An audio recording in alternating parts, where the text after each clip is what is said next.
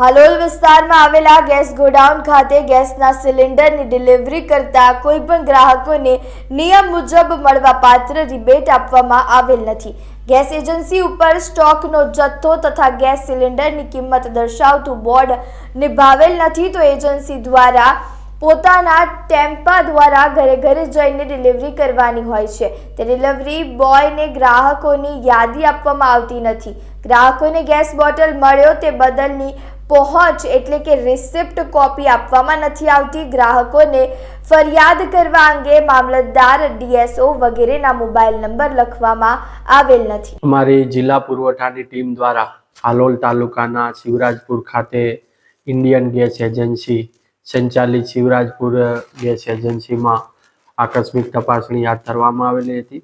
આ તપાસણી દરમિયાન જે ગેસ એજન્સીના સંચાલક છે નીનામા વિરેન્દ્ર કુમાર દ્વારા કોઈપણ પ્રકારના રેકર્ડ નિભાવવામાં આવેલા નથી, જેમાં સ્ટોક રજિસ્ટર જે ખાસ હોય છે, કેટલો જથ્થો આવેલ છે, કેટલો જથ્થો છે ગેસ ધારકોને આપેલો છે તે પણ નિભાવવામાં આવેલ નથી।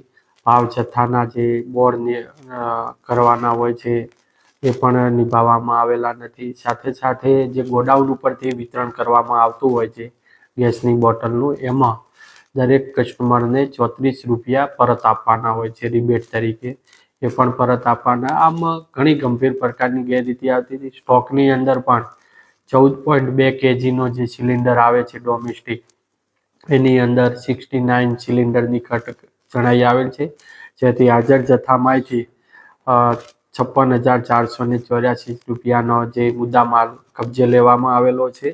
સાથે સાથે એમની ગેસ એજન્સીના જે ઓફિસ છે, ઓફિસની પાછળ તપાસ કરતાં સરકારી અનાજ અને તેલનો જથ્થો પણ મળી આવેલ છે। જે બાબતે પૂછતા આ જથ્થો છે એ કેસરપુરા પ્રાથમિક શાળાના જે સંચાલક તરીકે જે રાઠોડ ચંદ્રિકાબેન ફરજવાયા તેમણે ત્યાં જથ્થો સંતાડેલો હતો।